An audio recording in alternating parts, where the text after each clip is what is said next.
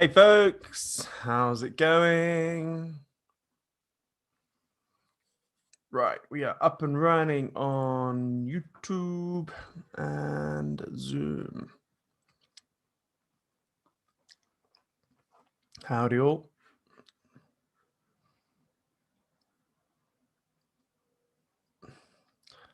Just waiting.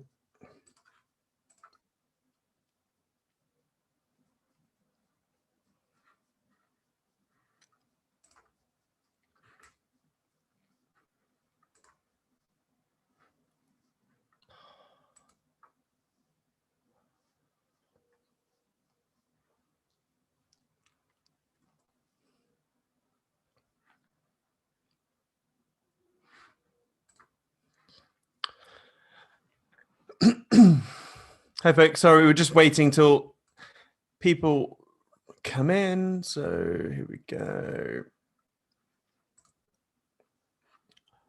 Right. Almost 12 o'clock. Hey, gorgeous.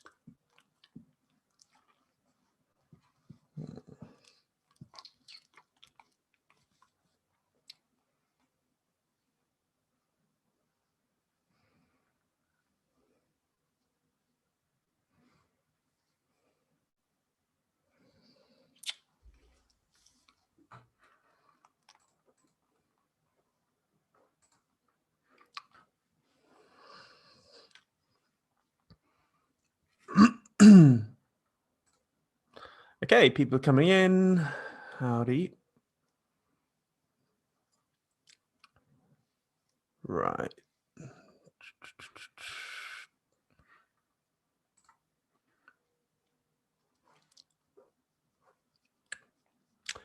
Okay, so that is 12 o'clock. Let's crack on. This is Pips. This is, I mean, you can't be a trader and not have a dog called Pips. Pips is like the smallest unit of movement in a currency pair. Well, not the smallest technically, but it's the main unit of movement in a currency pair. So yeah, today, yeah, in fact, Pips, I need you go back. I need my left arm, Pips. This is where she doesn't let me get my left arm back. There we go. So today we're going to be doing a completely like a noob crypto session, if that makes sense. Johnny P, what if you had a Siam AI bot answer all the questions? Yeah. So what's happened is obviously crypto is doing its thing. It's attracting loads and loads of new people, and the amount of questions are increasing, which is understandable. Now, before we go any further, I have to share my screen here because if you go to YouTube again and then type in Siam Kid and then go to my YouTube channel, and in the playlist section, there is a playlist called Free Crypto Basics Video Course. And in this video, I made this in 2017.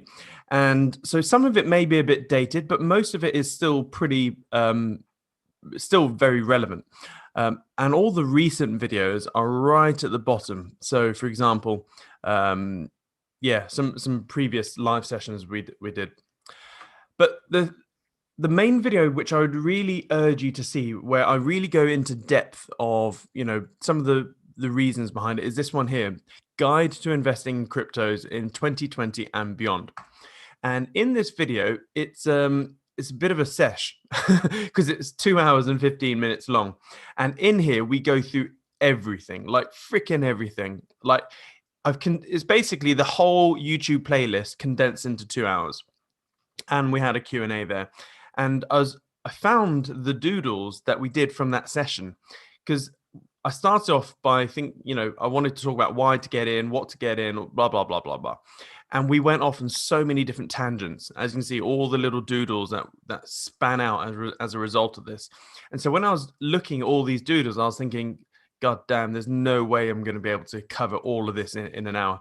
So I want to keep it really succinct. I want to basically show you exactly what you need to know. For example, my hairdresser came around to do my hair, and he was like, I want to get into crypto, yada yada yada. I'm not sure how to do it. And really, you can get into crypto and get clued up in a relatively short period of time. So that's what we're going to do. This is a massive crash course. So what was the syllabus today? The syllabus is why you need it. Okay. So in terms of why you need it, I'm not going to spend too much time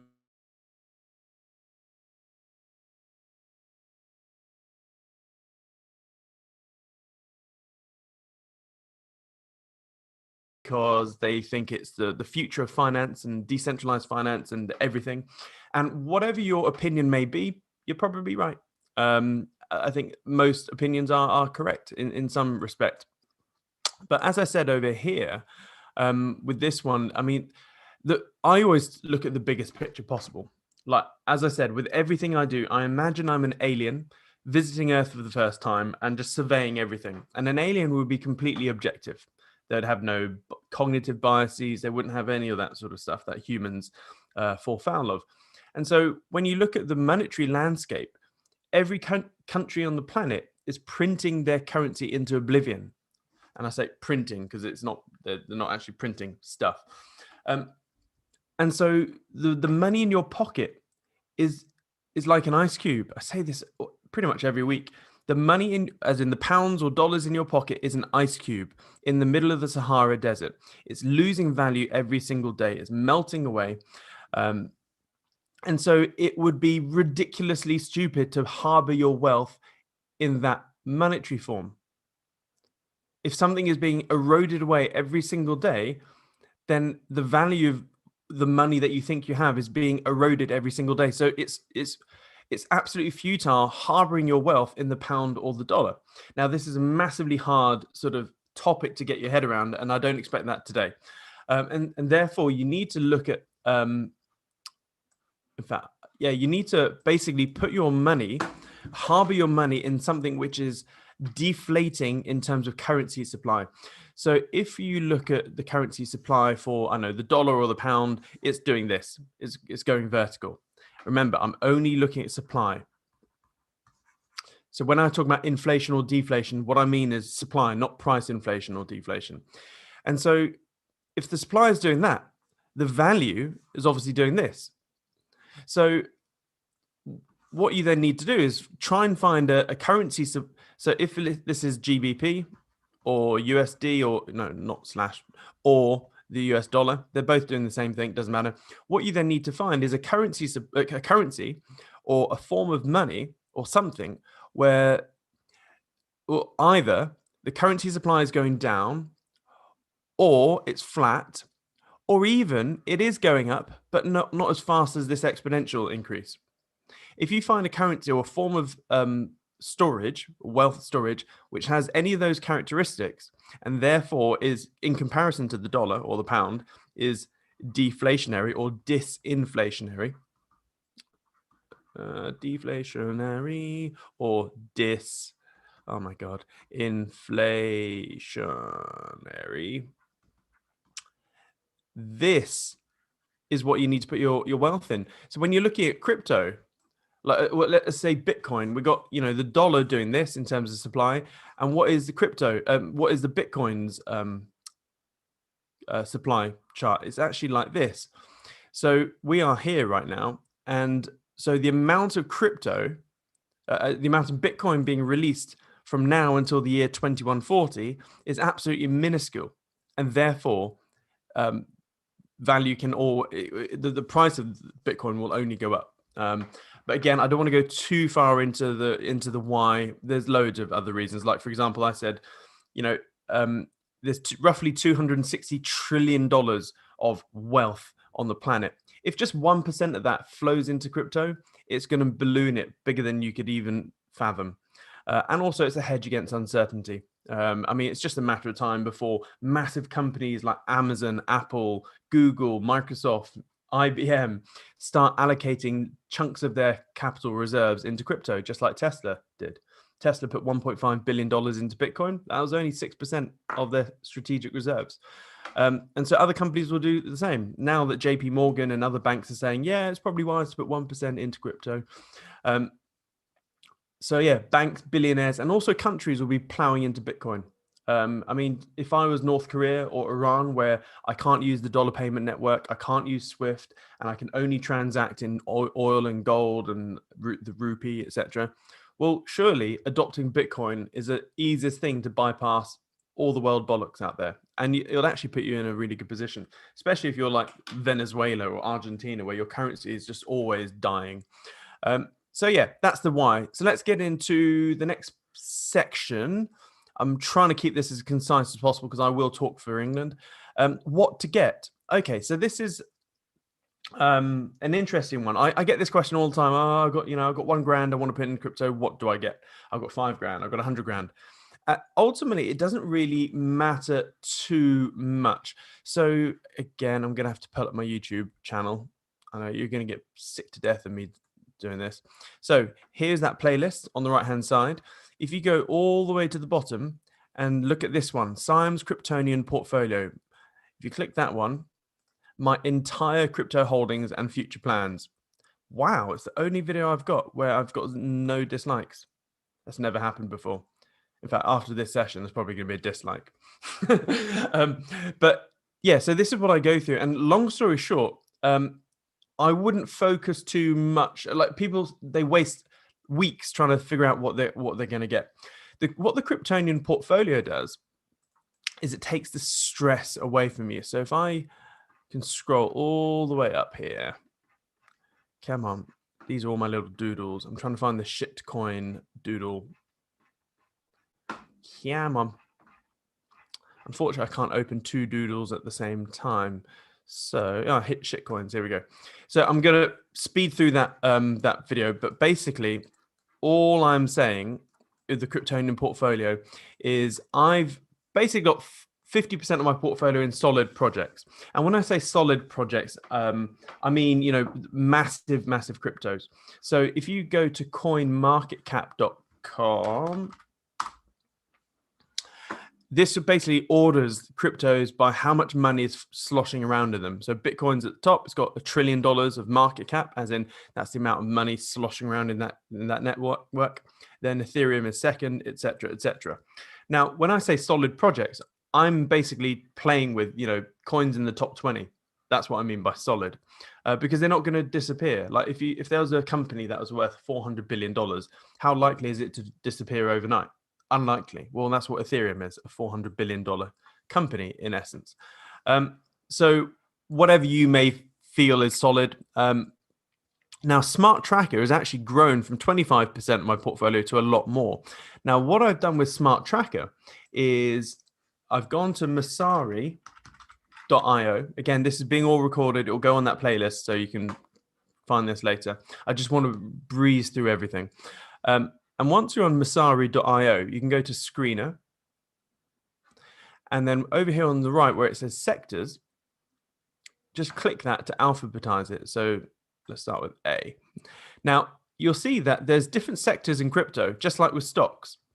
There's all sorts of different things. So for example, so what Smart Tracker is you don't really care which sector does well. All you want to do is make sure that you're in every sector. So all I've done is I've gone, right, advertising. What's the biggest crypto in advertising? And I look at it by market cap. So here, basic attention token, $2 billion. Yeah, in, buy. AI, what's the biggest one here? It's FET, I believe. Yes, FET. And then app development, Hollow, asset management, Yearn. Yep, I've got all that. So all I'm doing is I'm buying the top one or two coins in every single niche. And obviously you need to write them all down, and then you'll have a big old list to then go shopping. And what I've done, just because I like to keep track of stuff the simple way, I use TradingView just to look at all the charts.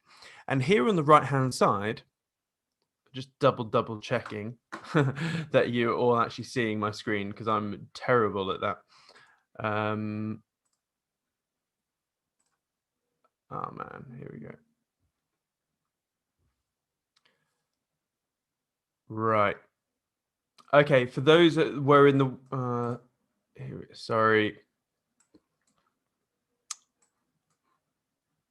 I'm gonna have to pause for a second. So sorry, folks. I'm just waiting for these people to jump in.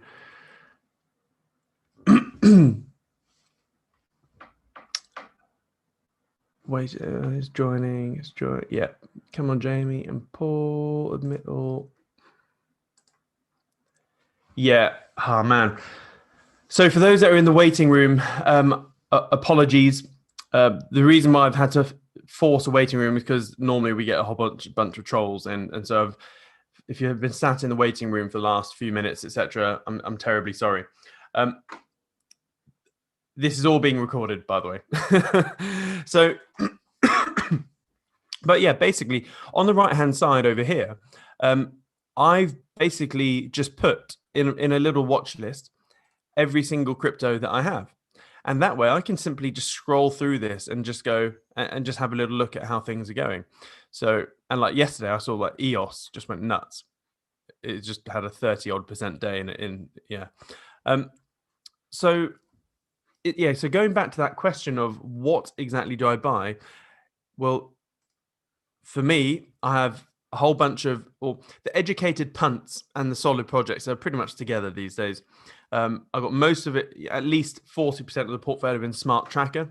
It started off as 25%, but those in the Smart Tracker just kept on growing. And remember, that Smart Tracker thing is literally picking, the top coin in every sector. So, for example, yesterday, privacy coins, or in the last week, privacy coins have done really well. And when I heard that, there's always news articles coming up. I was like, I've got that.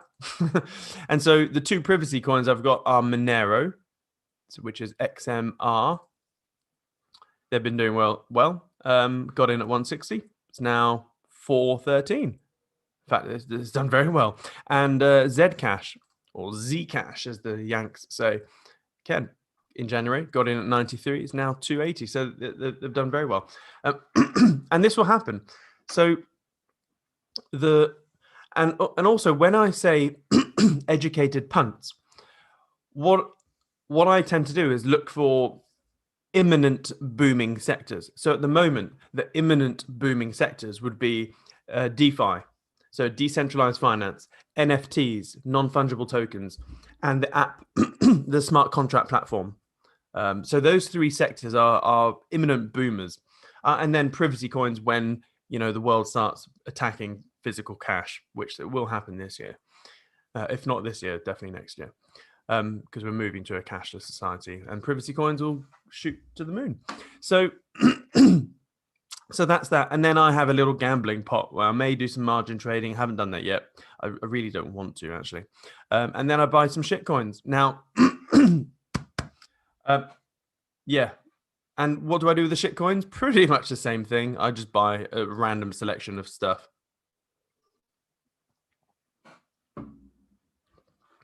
And yes, Dogecoin is a shit coin. So, so that's that. So hopefully that covers the what do I get question. Now, some people may then say, well, Simon, I don't have that much money. It's all very well for you to spread all your coins across 50 odd different things, but I've only got a little bit of money and I would like it, I don't want to buy 50 coins or whatever. And that's fine. I completely get the sentiment of where you're coming from. Whilst we're doing this, I'm just trying to declutter and get into. I've got too many browsers open here, so that's that one. Get rid of that. Yeah, I do get the sentiment behind that. I somewhat disagree-ish. I mean, if you look at this, I've got 1, 2, 3, 4. I don't know. Probably, let's just say 30 coins. So in one argument is that you can go, right, okay, you've got $1,000 that you want to put into crypto. You just divide that by 30, and then you just put $33 into each one. Maybe, mind you, yeah, maybe not. The thing is, you're bleeding fees every time you buy each one, so you probably end up with like £28 or dollars per thing. what I did with my wife, it's actually taken 4 years to get my wife into crypto, and we did it last week. And so what we actually did, I just got her into my solid plays, and the solid ones I've got going are Ether. So actually, they're all the smart contract platform punts, because there's a massive fight to see who can win the smart contract sort of thing. So I got her into Ether. I got her into Cardano, ADA. As you can see, I've been buying Cardano incessantly. I started at 27 cents and I've been buying all the way up. And I got another chunk yesterday at 136. So that's now 163. Sweet. So I got her into, so Ether, Cardano. I got her into Binance, which is just a beast. I got in, I bought 175 Binance at $38, which is freaking insane. And it's now 640. So so Ether, Cardano, Binance, Polkadot, and Gas. So they're the ones I've got. And the reason I get Gas is actually because Gas is Neo. So it's like a dual token economy. But don't worry too much about that. This is a session for beginners. Don't worry about dual token economies. So I'm just trying to go through this little list and trying to keep it as simple as possible. So what to get? Follow the Kryptonian portfolio if you can. If you want to break it down into lower things, into like maybe 5 or 10, hell, copy what I put Ellie in. So that's that. In fact, whilst we get there, I need to get back to.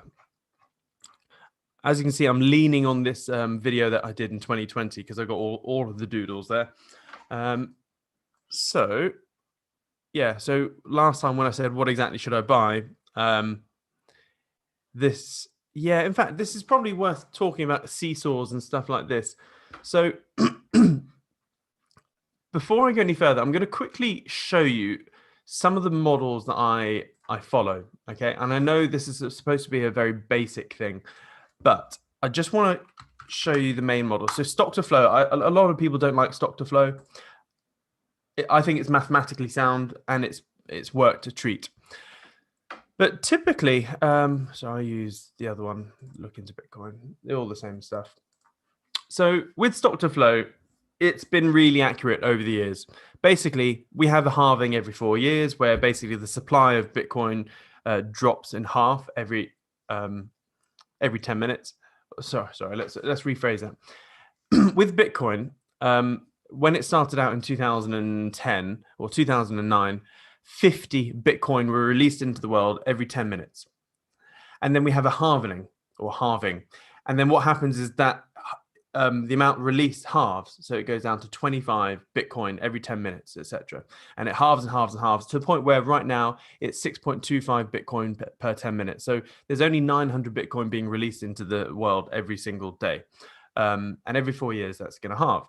And so Bitcoin follows this pattern. And basically what we're seeing is that every single time the market gets into this yellowy green bit, we see a peak. So roughly sort of call it 800 to 900 days until the next halving, we see a peak. So we have these base levels. So this base level here is indicating that Bitcoin should be hovering around $100,000 over the next 3 years or so. And then the real money is the next bull cycle in 2025. In 2025, again, it will start again like we did here in January, or sort of really October, November in 2020. In sort of October, November 2024 is the rally is going to start again. And then we should be hitting $1 million Bitcoin by 2025 or more. So that's where the real money is. So really what you need to do is you need to use these bull markets to basically accumulate as much Bitcoin as you can. But I don't actually own any Bitcoin. Here's the crazy thing. I don't own any Bitcoin. And the reason being is in a bull market, what tends to happen is this. If you go to coin market cap, go to Bitcoin where it says dominance, it actually means market share. And as we can see here, during a bull market, Bitcoin rallies in terms of market share, and then eventually the alts, so altcoins, so basically anything not Bitcoin is called an alt. They then start, getting their running shoes on and start taking market share away from Bitcoin. And so in the 2017 one, Bitcoin was 86% market share, and then eventually dropped all the way down to like 33%. And then what's happening now is that Bitcoin started with a sort of a 60, 70, 69% market share and is now plummeting. And this is going down every single day. And this is likely to probably go down to maybe 20%. And so the alt market will basically be gobbling up that market share. So what I do, simply being a trader, this is where I started talking about seesaws, is I buy altcoins. In fact, I don't want to mess up this one too much. I'll get a Microsoft Paint. If, I don't know, let's say an altcoin is doing this, whereas Bitcoin is going up, but doing not as much, you can basically get more money in a lot shorter period of time by going in an alt. And then eventually, when you want to exit, you can then flop over from your alt into Bitcoin. So, for example, one of the main reasons I want Ether, or that I have Ether, is for this. If we go to Trading View, oh man, too many browsers.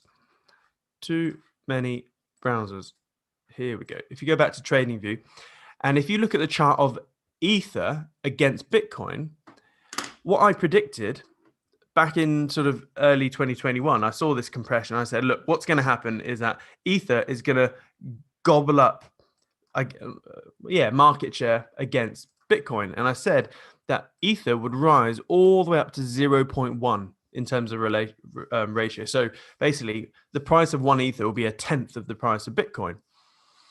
Well, guess what's happened? We broke out of this compression, and that's exactly what's happening. Everyone laughed at me when I said this would happen, but look at it now. It's almost halfway up. And it will happen. So what I'll do is eventually I'll sell my Ether and plop over into Bitcoin. And so, yeah. So I just basically want to sort of accumulate as much Bitcoin worth. Now, this took a while to try and explain to Ellie, because it is a weird concept. It is a weird concept to get your head around, but when you get it, it's going to be a massive eye opener. So that's that. Let's get back to this. In fact, let's go back to the actual Facebook thing so I can stay on track. Okay, so how and where to get it? Right. So this is where I see people stumbling. Now, there are three, in my opinion, by the way, I think there are three places that you should play with.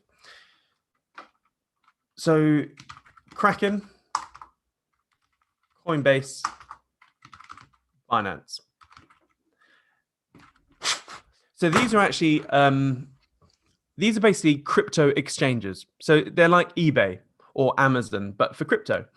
And they all have different fees. And at the end of the day, I really don't give a shit about the fees, because if you're like, I'm in crypto for the long run, and paying an extra £10 here or there, it doesn't matter. All I care about is user experience. Okay. Now, you can open up a corporate account if you have a company, so your company can buy crypto, which is great. But I'm just assuming most people here are here for personal reasons, so you can just open up a personal account with any of the. Ellie, because we're getting her into crypto for the first time, we actually opened an account with all three of them as a bit of a split test. So we tried to open up a personal account for Ellie on all of these platforms just to see which is the easiest, because they've all been progressing over the years. And although I do most of my trading and buying stuff on Binance, I actually wanted that to be the simplest, but it isn't. For some reason, the automated, verifying her face didn't work. And so getting verified on Binance just took it was just a bit of a ball ache or a boob ache. Kraken, same sort of thing. And then what happened is that we were like, okay, let's try Coinbase.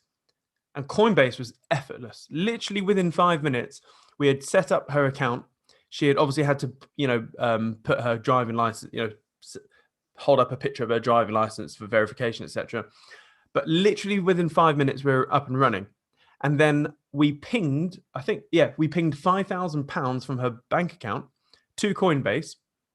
And that money was in there within 20 seconds. Literally, within 20 seconds, she got a notification saying, hey, money's ready to trade. Well, oh, interesting. And then we started buying all of her stuff on Coinbase. So, yeah. And after that, I opened up a new Coinbase account just to double check if, and guess what? It's absolutely simple. The fees are atrocious, by the way. So £5,000 of Ellie's money ended up as £4,800 after fees and stuff like that. Bit of a rip-off. But I would persevere with Binance, by the way. Binance has everything. Binance is like the Amazon of crypto. So if you can get that all hooked up to your bank account, great. Do that. So that's where to get it.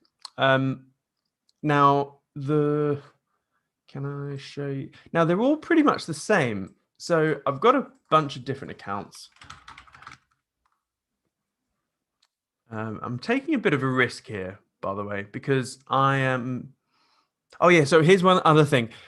We tried to send money from her Nationwide bank to Binance, and Nationwide rejected it.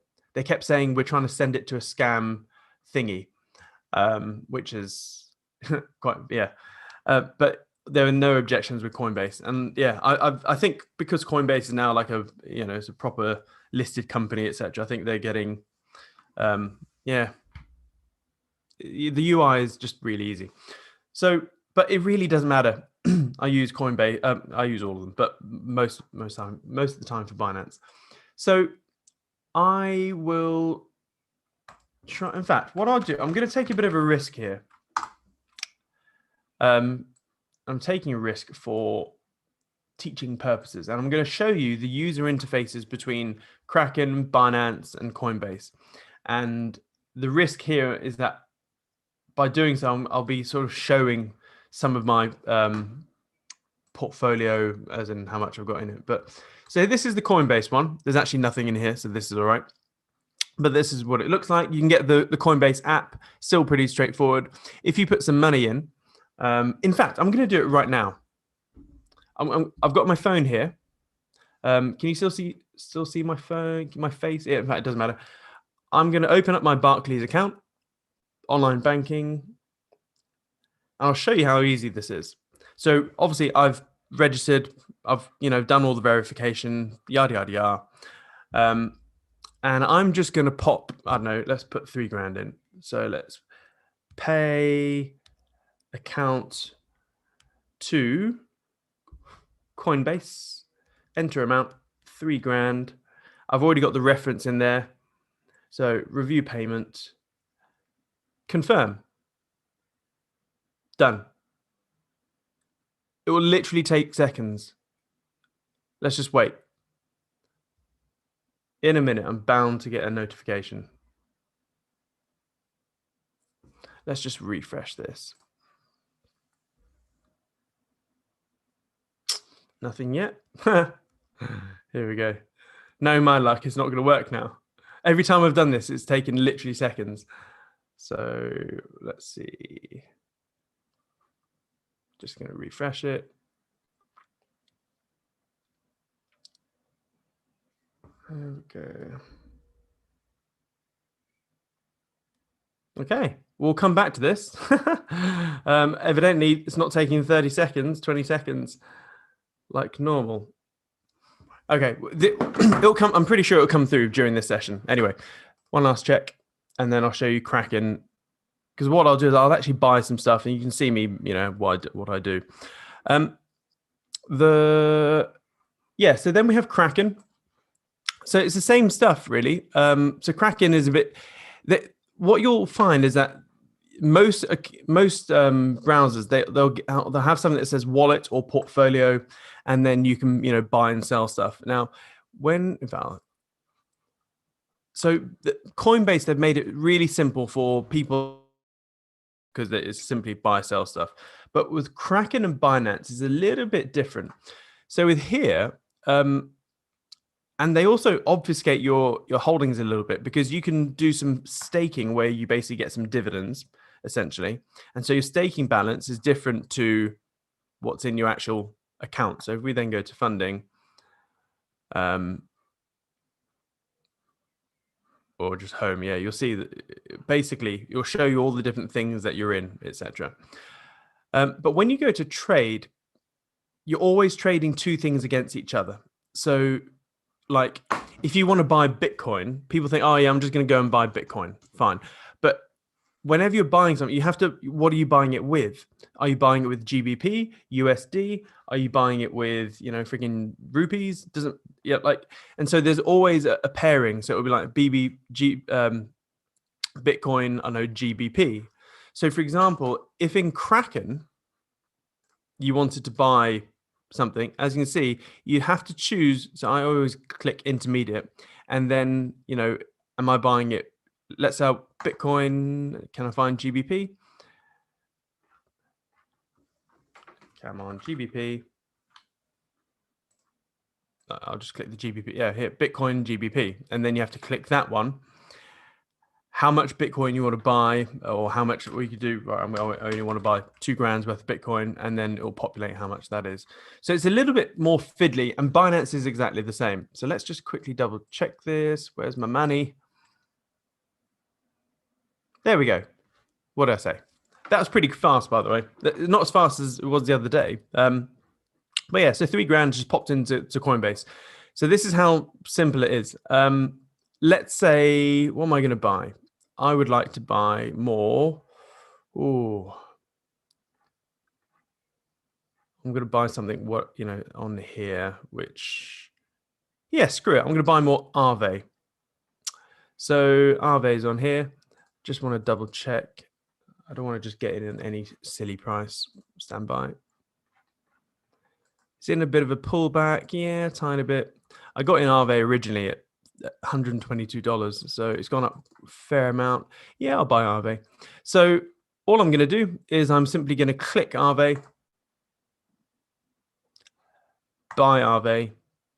How much do I want to buy? Buy up to 3 grand. So I'm just going to put 3,000. Preview buy. I'm going to get that much Aave. Buy now.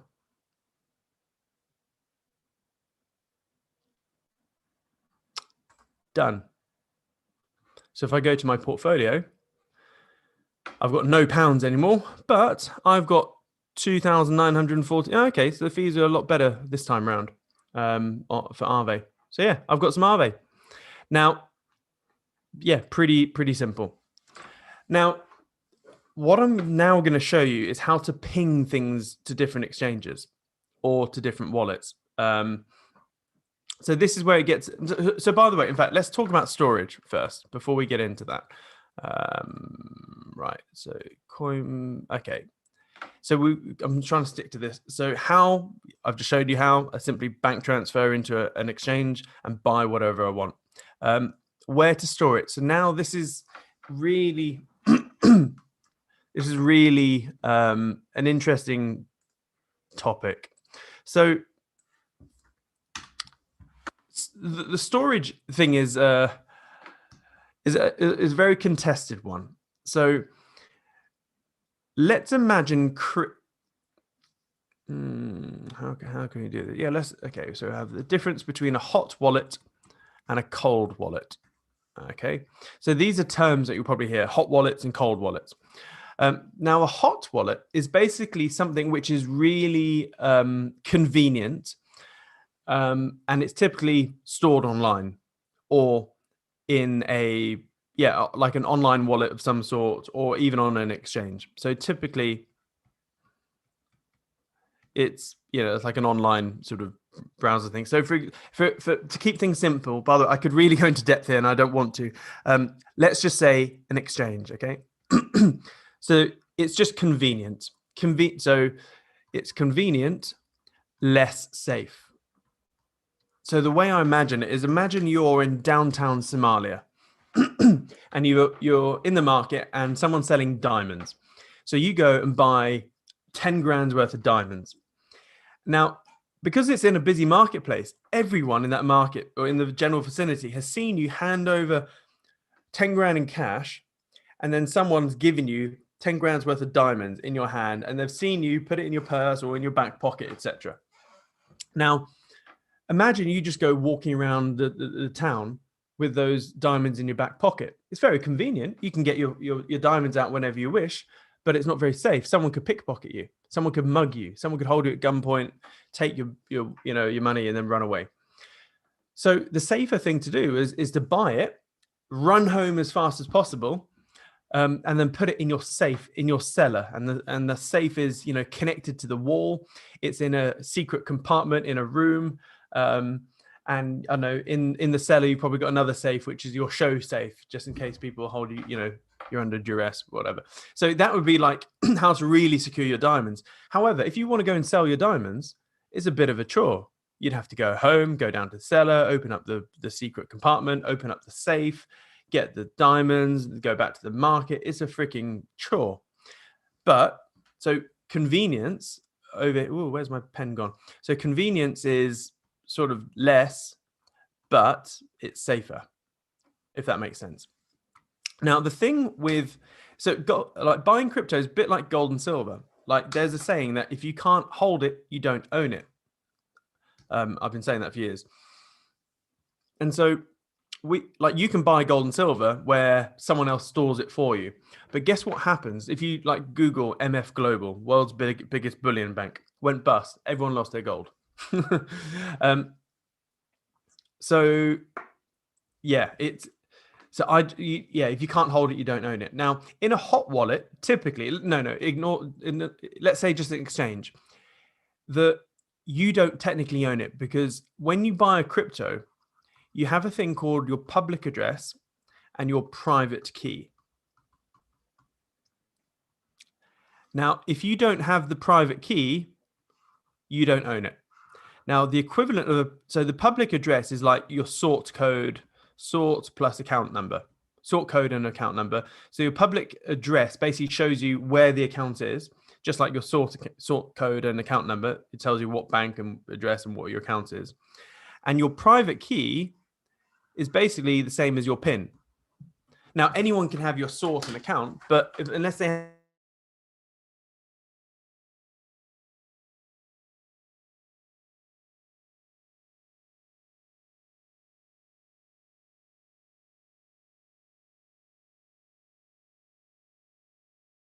hacked. And so you're always playing with there's internet issues here.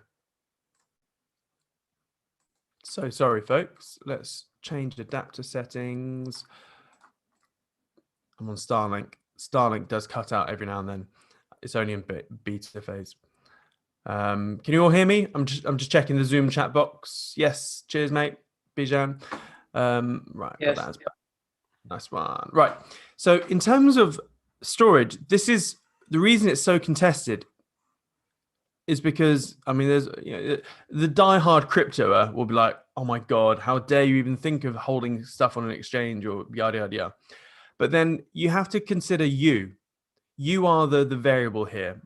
And if you're like me and you are absolutely dreadful at remembering passwords, where you keep things, etc., cold wallets could actually be more detrimental. So for example, in 2017, I opened up a whole bunch of different accounts, had a whole bunch of different wallets, and every crypto has its own official wallet.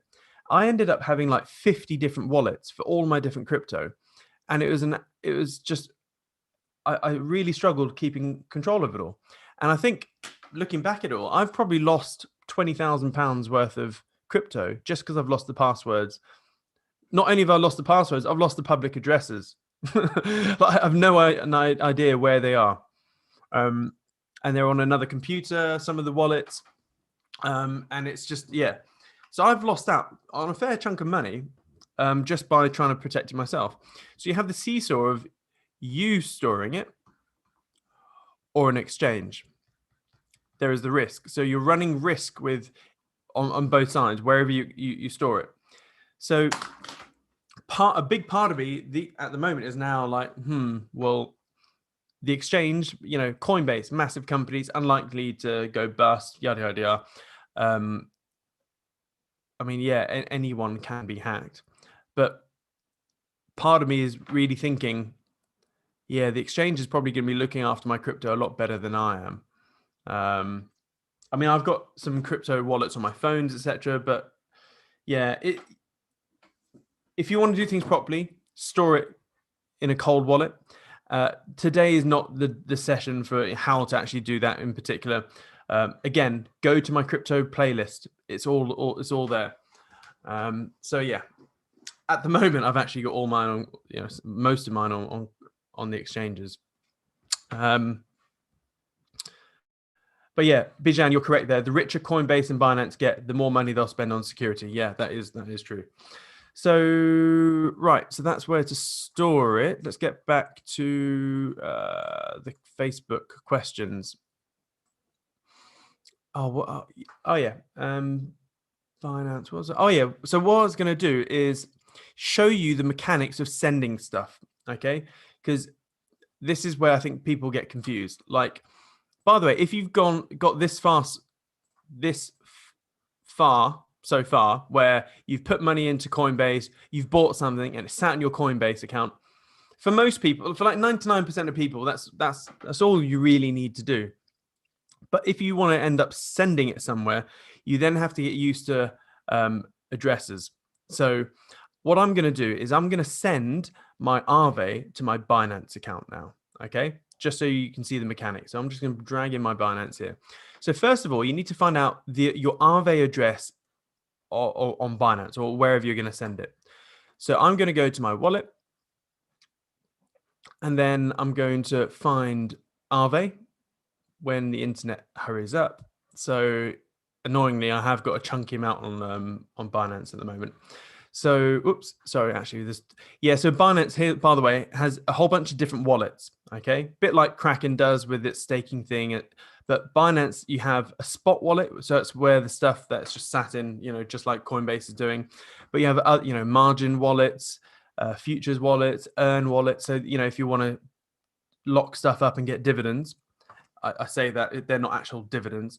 It's called staking. But yeah, if you want to get dividends, you have a wallet there. So as you can see, most of my crypto is locked up, making anywhere between 10, 20% a year, which is nice.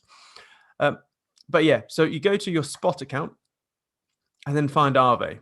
So I don't have much Aave here at the moment. I've only got $5,500, but it's going to be topped up now. I did have a lot more, but I then reallocated it to the other stuff. So I'm going to deposit into my Aave account. And here we go. So this is the address. So all I'm going to do is copy that. And then I'm going to go back to Coinbase and I'm going to withdraw it. So I'm going to click on Aave and then I'm going to send receive. And the address, I'm going to Control V. So I've already copied it. I'm now pasting it. And for the message, I'm just going to say Binance Aave. Yeah. And then send all. Yeah. So I'm going to send all the Aave that I've just bought. Done. You are sending this much. There's going to be some sort of network fees. So it's going to cost that much Aave to send it. So I'm sending, yeah, so I've lost about £7 in that. Estimated less than 10 minutes. Send now. Two-step verification. Coinbase is sending me. Here's the other thing. You need to, like, if you end up with chunky amounts, let's say, you know, 5 years down the road, you've got millions. You need to sort out your 2FA. Having 2FA on your mobile phone, as in two-factor authentication, is not the safest thing, because if someone really did want to hack you, all they'd need to do is access your emails, clone your phone. You've lost everything. So, yeah. Yeah, as you can see, my account has been drained. And this will end up in my Binance account. And I'll probably, in fact, I will get a notification when that comes through on Binance. So I'll keep my eyes on that. And then we'll see that in a, you know, when it gets over to Binance.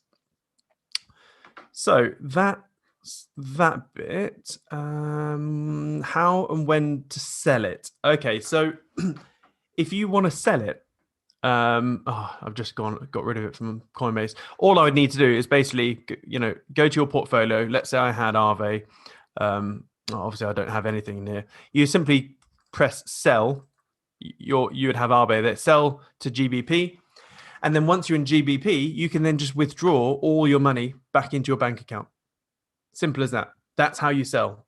You simply just, yeah. So on if I go to my spot account on Binance, I don't actually have any fiat here at the moment. What do I have? Do I have euros? I probably have some. No. Do I have any USD? I've got none. What about GBP? No, I've got nothing. What about on Kraken? Do I have any? I just want to show you. Yeah, I've got nothing on Kraken or Coinbase. Okay, but all I would do, let's say I had euros, pound sterling on my Kraken, I'd simply go to withdraw, select method, chaps or whatever, fast payment service. I'd select my RT Santa. Yeah, so this is my corporate account. So that's my bank account that's already connected to it. I'd put however much I want and then send. Done. The money's back in your bank account. It'll probably take a few days. So that's really how simple it is when you get the hang of this. And as time progresses, the UI will get better. The user interface across everything will get better. So that's that. Yeah, someone was basically, I do these things called side steps. And a sidestep, when I do a sidestep, you basically get more coins or tokens without injecting more money. So I'll show you an example of this. So if we go to Filecoin, which is what I've done a whole bunch of these on, the writing, let's move the writing out of the way. So if we go down here, I bought $1,600 worth of Filecoin right down here at $21. Let's just double check the maths. $21 times, $1,600, divide that by 21. Yeah, that's correct. Because I ended up with 76 Filecoins. And so that was all pretty good. Filecoin went from $21 all the way up to crazy stuff. And then here, as you can see on this big old bar, like in this one day, it went from $64 all the way up to 96. And I got out a bit late. And so whenever I see massively overextended bars like this, I tend to sell and I do a bit of a sidestep. So I sold a bit late in hindsight. So I sold at $88. So basically my 76 Filecoins times 88. I was then sat, if I get my pen out here. Ugh. It's not easy to draw on TradingView. Yeah, so my $1,600 had now turned into 6,688. So I'm now sat in dollars. And what I then do is aim for a re-entry point somewhere sort of half, 50% of the candle. So if the candle is like from up here to down here, 50% is roughly 80. So let's put it, somewhere around here. Whoopsie. Let's close that. And so that's what I did. And what happened is I then got filled somewhere around here. I don't know. I can't remember the price. I texted out to my students. And then, so what happened is I then ended up buying 60, more Filecoins, but with the same amount of money. And I ended up with 87.5 Filecoins. In fact, we can do the maths. 87.5. That means I got in at $76. Yeah. So looking at that, I must have put an entry buy order down at $76. The very next day, it smashed all the way down into $76. I ended up with 87.5 Filecoins. So just by doing that little sidestep and then getting back in on a pullback, I ended up with 15% more coins. So I got an extra 11.5 coins. And then guess what? I did it again. Look at this massive bar. Woo! I saw that and I sold right at the top here, $195-ish. And then I got back in at 170, roughly 50% of that bar. Boom. Got filled the next, or 2 days later. Now, although it's still slightly below that, what I actually then turned my 87.5 Filecoins into 98.83. So that was an extra. So basically, I turned 76 into 98. So what is that as a percentage? So 98.83 minus 76, divide that by 76 times 100. So by doing these little side steps, I'd increase my Filecoin holdings by 30% without injecting any more money. So that's what I do. I wouldn't recommend it for most people. It's just that I'm a trader. I've been trading for 16 years. This is easy for me. But I will show you the flip side. It doesn't always work. It works when I do it, probably 70% of the time, but there are the few occasions where it doesn't work. So Engine Coin is one that really stabbed me in the back. I got into Engine Coin down at 16 cents, and it rallied hard. And guess what? I was like, God damn. Here we go. I saw a massive candle, like I always do. I exited at 130. So I was quite happy with myself at the time, and then subsequently pissed off. So $1,600 I bought originally.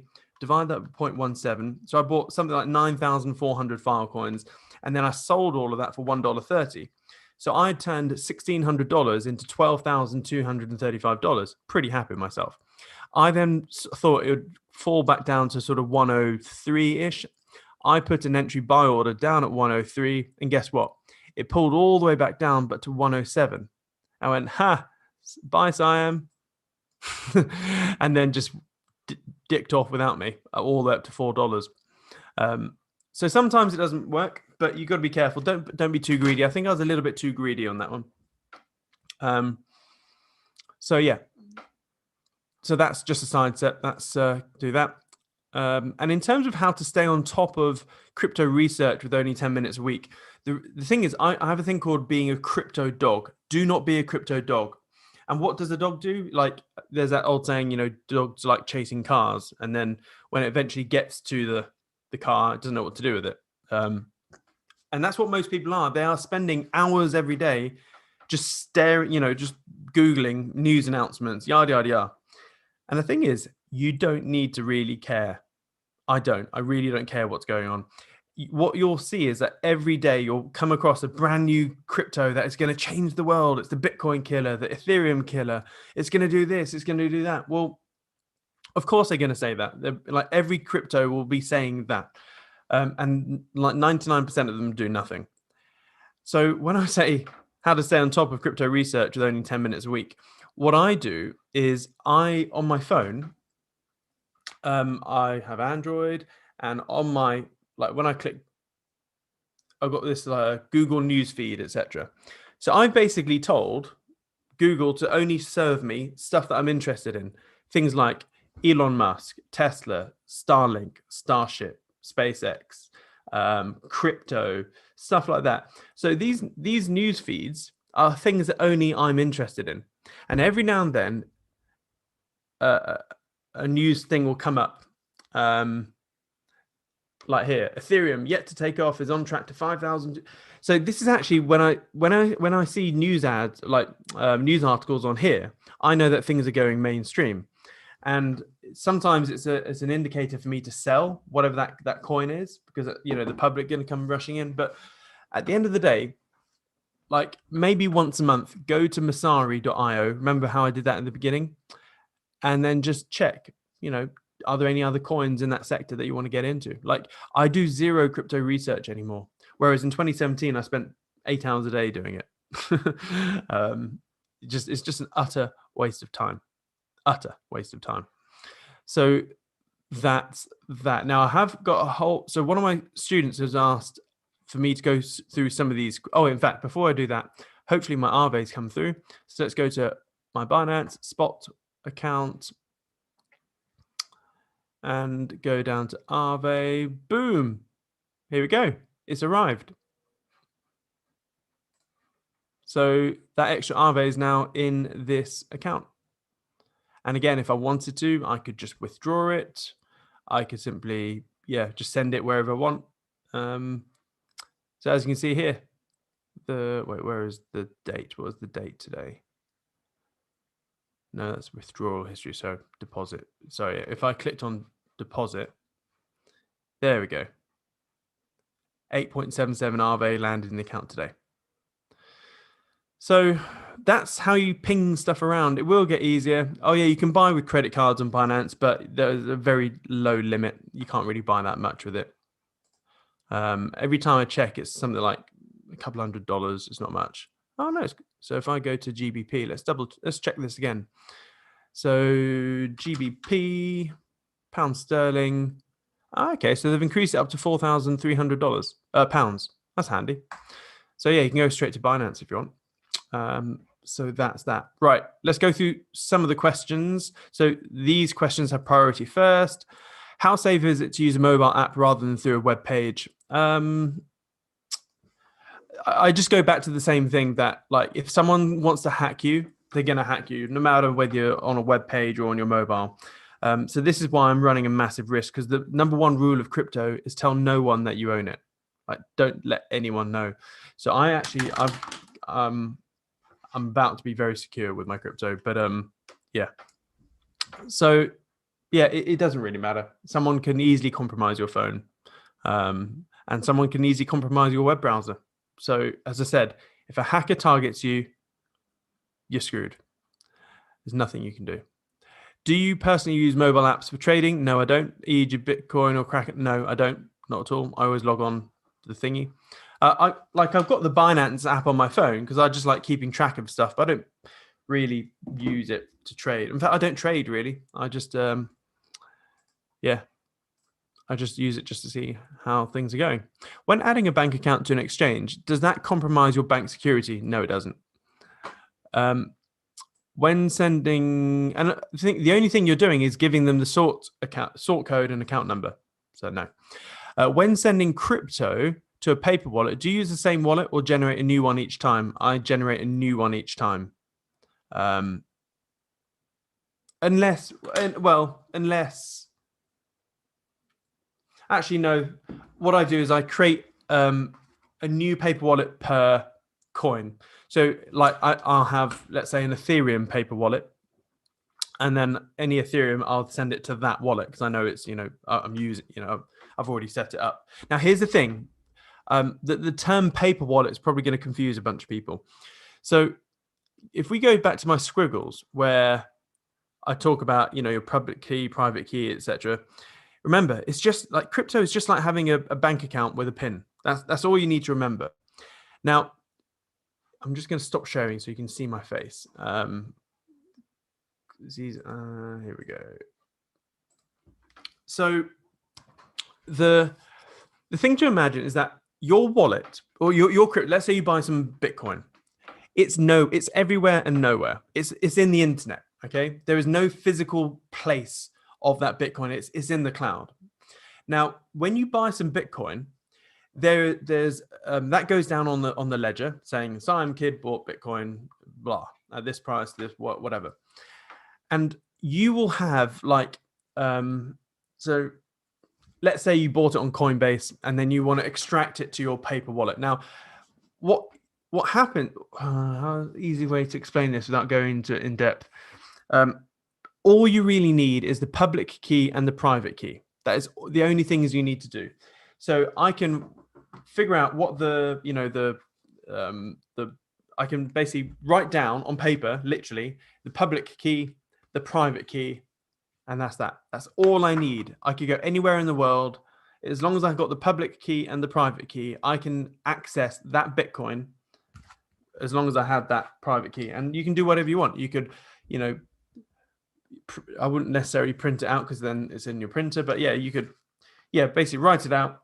You could then make copies of it. You can, I don't know, put it in cement if you want. Like, that's all you need, the private key and the public key, and you've got access to it anywhere in the world. So that's that. The next question is, also, if you draw, he then went on to say, I assume it's best to spread large amounts over several wallets. Not that I have large amounts yet. No, Not necessarily. Like when you look at all the whales, they don't do that. I mean, you see some huge wallets with huge amounts of stuff in it. I think if you've sorted out the security of that wallet and you know that it's solid, then then you can use it. But obviously, splitting it up doesn't hurt. Next question. Also, if you want to draw money out of a wallet, is it safe to put back into that wallet later or always generate new? Yeah, I've used the same wallet for years. How does the system know where your money is or when it is received when you generate it offline? That's a good question. Basically, there's ways that you can send money. So you can have an air-gapped laptop if you want. So what an air-gap means is the laptop has never, ever accessed the internet. And what you can do is you can generate like a transaction, an order offline on the air-gapped computer. You can then put it into a USB stick, take that USB stick, put it onto a computer that is connected to the internet.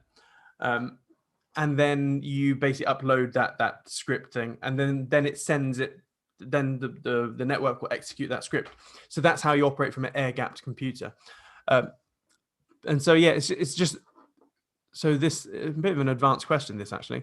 So how does the system? Yeah, it's because you're uploading that script, and then it just does the transaction as though you're connected to the internet. But I wouldn't worry too much about that.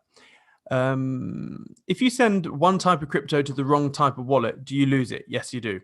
E.g., send your Bitcoin to an Ether wallet, you will lose it. I've seen that my Ether wallet accepts many forms of cryptocurrency, but just want to be careful. It's possible. Yeah, in 2016, I sent 15 Bitcoin to the wrong address, and it's lost forever. 15 Bitcoin. Every time I calculate that, it's just nuts. So 15, what was the price? Like $57,000. That's an $855,000 mistake I did. Sending freaking 15 Bitcoin to the wrong place. So be careful. And finally, just out of interest, one of the first bits of advice you give is tell nobody that you own or trade crypto for fear of being targeted. Obviously, I would expect you to be concerned that by putting your name out there, it makes you much more of a target for a hacker. But what was it that made you decide it was worth it to help others? I'm just a teacher. We are all servants in some form or another. If you're a business owner, you are a servant to your clients, and therefore it's your duty to then serve your clients. My duty to my clients is that I need to teach, and you can't. And also, you need transparency. There's so many pretender, fake experts out there these days. It's ridiculous. Like I've seen on my Facebook feed so many people that have got into crypto for a year and they're now teaching advanced crypto secrets, etc. And I'm like, God damn it, this is just bullshit. You learn, and then people end up learning bad things from bad people, and they end up getting screwed. So yeah, that's just me. Right, let's look at the Zoom questions now. I know this has been like an hour, but hopefully this has been helpful. This is all just a massive sort of breeze through. I must overemphasize that if you wanted to really get into the nitty gritty of the how, when, what, why, where, I'm just going to show you again. Type Cyan Kid into YouTube, find my channel, go to playlists, and then find the free crypto basics video course. And here there's 60 plus videos, and all the recent ones are at the bottom. And the recording of this session will be at the bottom of this one here as well. But just go to scroll up a bit. Where the hell has it gone? Oh yeah, Guide to Investing in Cryptos in 2020 and Beyond. I've flitted all over the place here today because I wanted to have a bit of a crash course. But yeah, watch that. Now, I want to readdress one of the questions of so I showed you how to sell, but I haven't showed you when to sell. And this is again a hot topic. Not everyone will agree with me, but all I can show you is what I am personally looking at. So first of all, I've already showed you stock to flow.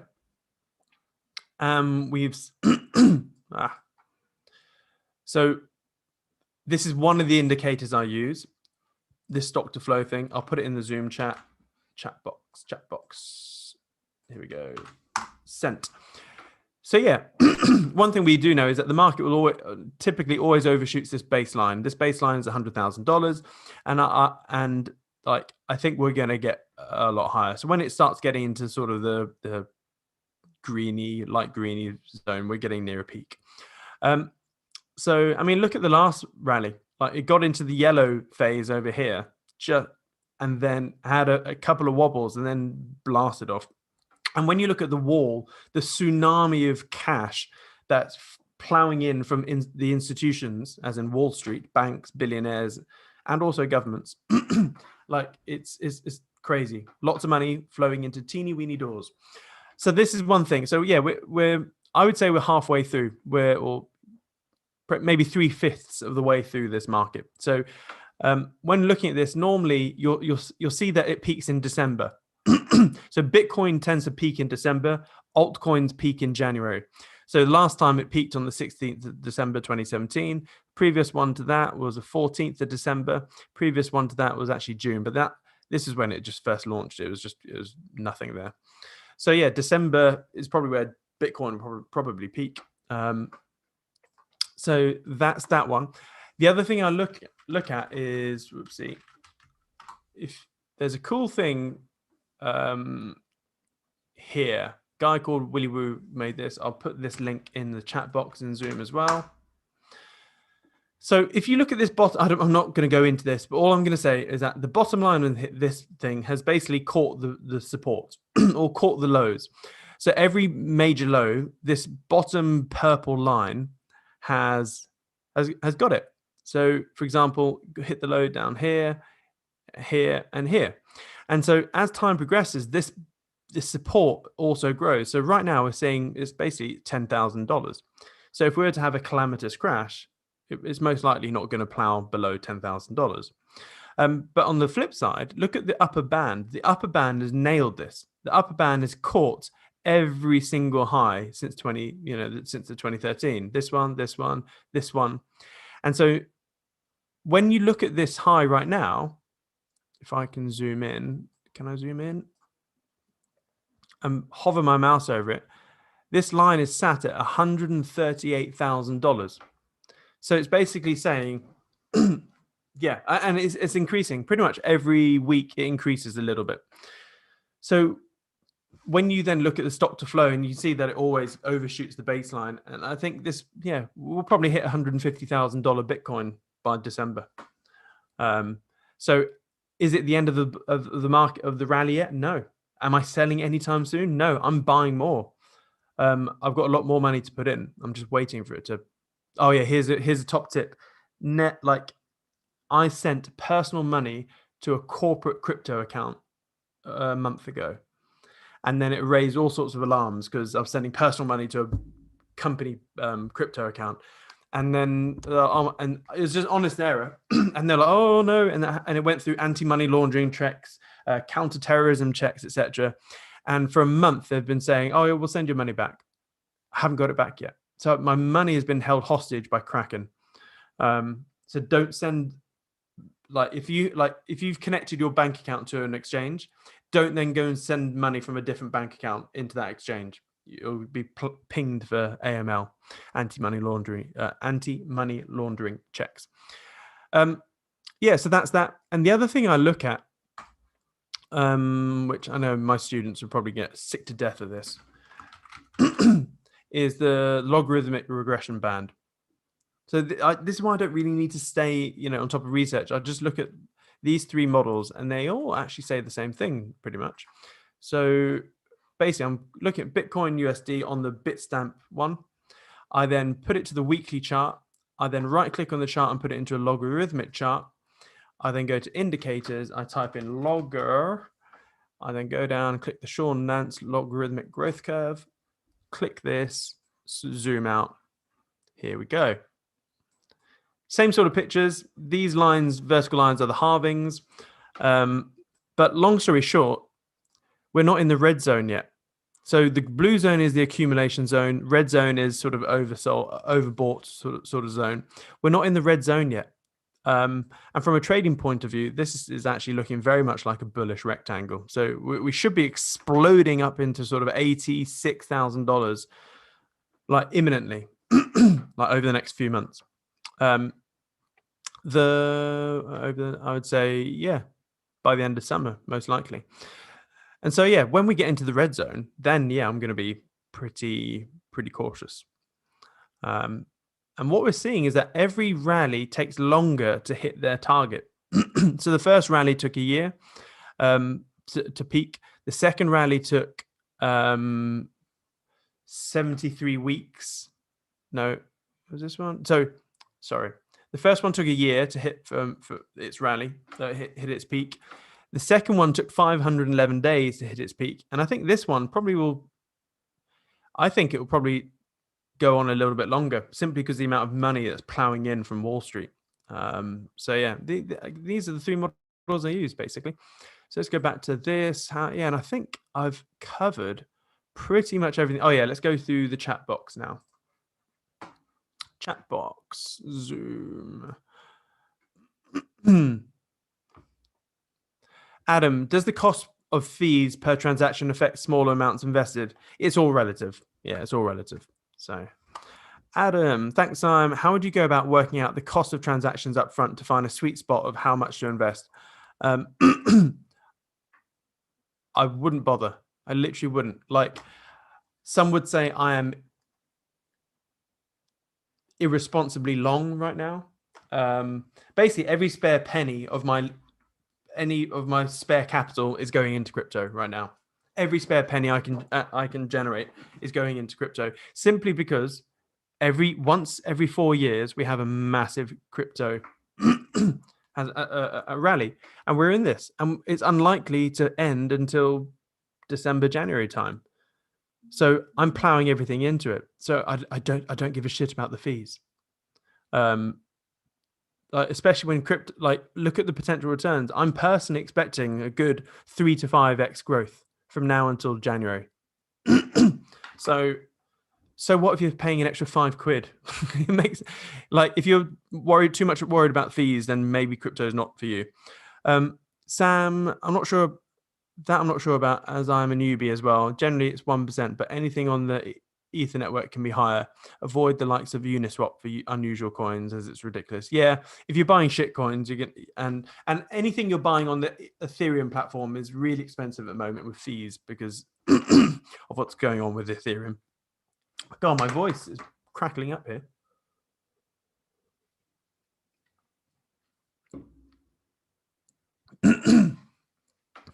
Jamie said main coins should be available on Binance, and I think it's a 0.1% fee, maybe. So all relative. Jamie, did you bank transfer to Coinbase? Yes, I did. Alex, I couldn't open an account in Coinbase. It was blocked without even going further, and the support don't even respond to my messages. I wonder why. Don't know. Some people have like random flags on their personal bank accounts, which you can't see, and they're not in your credit reports. And so that's probably it. They think you're a drug dealer. I've had it with myself in the past, so I wouldn't worry. Just open up an account with Kraken, or even better, Binance. Just try and get Binance working. That's all you really need. Anita said fees are much better if transfer from Coinbase to Coinbase Pro. Yes, true. But today I just really wanted to keep it simple. And you saw how simple that was. I literally sent £3,000 to Coinbase and I bought some Aave like that. It can't be any easier. So Adam, do your future self a favor. Use my own tagline there and buy 3K of Ripple instead. Nah. Not happening. Didn't Binance refund the people who got hacked? I'm not sure. Don't think so. Are there fees to pay when moving crypto from exchanges? Yeah. So every time you move crypto, there will be a teeny weeny amount of fees that you have to pay, unless it's on the Ethereum network, in which case you may as well bend over. But typically they're insignificant, the fees. So as you saw with when I moved the Aave fee, that was that was quite large actually. It cost me £7 to send that Aave from Coinbase to Kraken. But as a percentage, what was that? So £7, divide that by what was it, 3 grand roughly, times 100. Yeah, 0.23% in terms of fees on that one. But that's quite expensive. Normally it's a lot cheaper. Asif, would you consider having a crypto-only trading group as you had previously? For those who don't do other types of trading, can then follow your signals? Nope. I get so many people suggesting that, and no. The Realistic Trader was created in 2013 to teach trading, the core skill of trading. And what happens is when you open up a crypto-only group, you attract all of the wrong people. And what tends to happen is they'll be very active during the bull market. And then the moment the bear market happens, they all disappear. Or they all go very negative. And they all start being blamey of everyone. So, yeah, it's better to learn how to trade properly. And then you can trade anything. So, I'm not going to dilute my crypto community again. So I just want people to learn like the proper stuff. Gurinder, hi Simon, I'm starting with zero knowledge here, have invested in stocks over the years, had thought I'd missed out doing well of crypto. Would you say that's false? Yeah, it's false. There's still probably a good 6 months left of crypto rallies to be had. I'm personally trying to put another 6 figures of sterling into cryptos. So just waiting for freaking money to land. Still a good time to start and create some solid wealth. Yes. Remember, so here's another thing. Crypto is not going to make you a multimillionaire.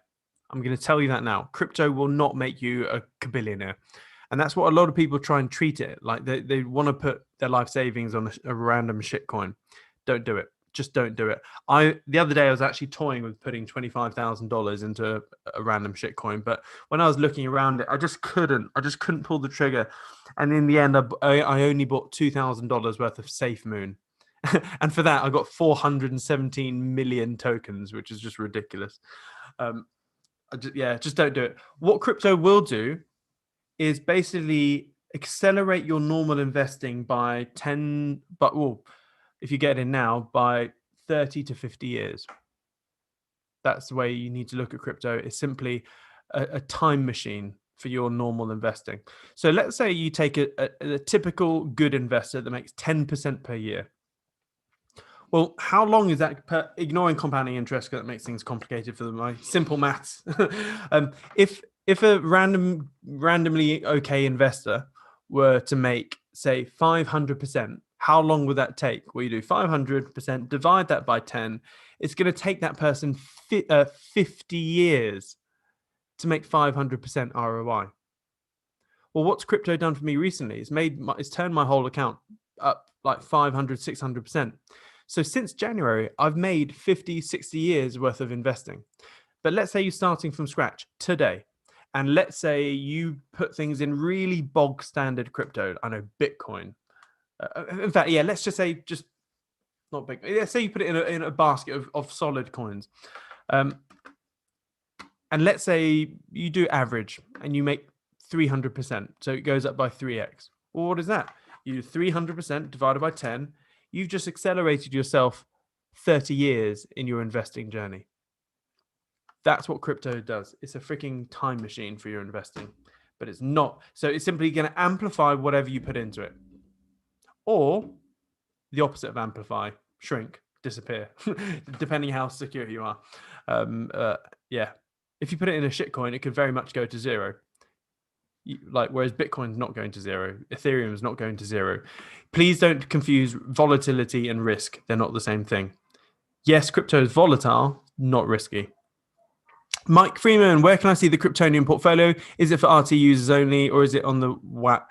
Well, the video that shows you how I did it is on YouTube in that playlist. The RT users see my Kryptonian portfolio. In fact, I've got nothing to hide. I'll just share it.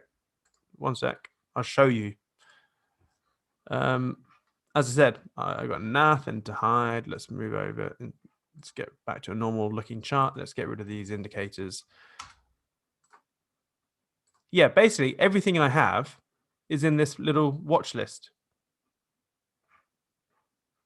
So, yeah. And like what I do just to just so I know where I got in, etc. Like if we take gas, for example, here's the chart. When I buy in, every time I buy something, I just draw a little arrow. Oh, that's supposed to be an arrow. But yeah, I just buy an arrow of where I got in, just so I can see. I mean, there's loads of portfolio trackers out there, but I just try and keep things simple. So if I want to see where I got into GERT, which is the graph, look at this. I got in down here at 27 cents. And right now, oh, it's still on the weekly chart. That's why it looks weird. And now $1.58. So yeah, it's all great. And so I just can, that's all I do. We've got Icon, got in down here in January, 58 cents. It's now $2.40. Like most of the coins I've put in have like 10x or more. So yeah, that's what I do. And then if you look at the more recent ones, like, I don't know, Cream USD, this is a bit of a shit coin. Still just underwater there. True, that's pretty much flat. Solana, I need more of Solana. I freaking love Solana. $25, it's now 45. Yeah, there's all sorts. So that's how I do it. Let's stop the share. Let's look for the questions. Lower. Where is questions? Alex, 15 Bitcoin mistake. That's rough. Yeah. Especially when Bitcoin gets to $1 million each. It's a $15 million mistake. That's rough. So when I sold 50K Dogecoin at 15 cents, is a small mistake compared to yours. In fact, I made my Doge. I was really happy with Doge recently because I got in at 2 cents, and basically I bought 100,000 Doge at 2 cents. And it went from 2 cents to like, what was it? 30 cents or something like that. Basically, I made $14,000. I was like, I'm happy with that. Sell, redistributed into other better coins. And then Doge went, bye, Siam. A bit like it did with Engine Coin. So yeah, I made that same mistake. I tried to do a bit of a side hop, but it didn't work. So how can someone start to trade using spread betting, and what software? AJ, it's funny you should ask that. If you go to therealistictrader.com, click the thing, learn to trade for free. Is trading suitable for you? And here is a 2-month free trading test drive. Literally, just check this out. So go on here. You'll be popped into. So every month I run a new sort of beginner group. So here we've got the May group. So it's only just started. I sent a little hello video today. And as part of that, you get access to the portal. And the portal is where I harbor all of my secrets. So you go to the trading training. And as a trading test driver, you get access to everything up to level 5. So all of these videos, all level 1, level 2, level 3. There's 30 hours worth of videos, basically, all the way up to level 5. So you're going to learn how to be completely self-sufficient and competent on your own, so that after the 2-month trial, you don't need me. But if you want to become a full RT member, I'd love it. But yeah, so that's that. Right, so let's stop the share. Here we go. Sorry, I'm just trying to think. Rodel ratio is awesome for predicting Bitcoin top and bottoms. Yep. Alex said, quick one with Engine, where I didn't get filled. Imagine that was Ether or Bitcoin or something you wanted to own and the sidestep didn't work. What's your approach of getting back in and accepting a loss? Well, there's 2 things you can either do. You can either FOMO in quickly. Now, a lot of people treat FOMO as like, oh my God, you FOMO'd, what an idiot. The thing is, it's how quickly you FOMO in, and how quickly you react. So for example, if I share my screen, I'm just going to dispel a myth here. So let's take Engine. Where is it? So if, for example, I had a rule that if I haven't been filled by the time I exit, then I just get back in. So I exit. I tried to get in down here and it didn't. If I then got in here, or even just, $1.50, guess what? I'll still be in the money. And all I've lost is just a tiny bit of movement. So you can FOMO in quickly. So I'm trying to find another one, like Doge, for example, is one where I got hit. So I got in at 2 cents down here. I sold Doge at 14 cents here. And the thing is, my entry buy order is somewhere down here. I was a bit too greedy of that one because it did.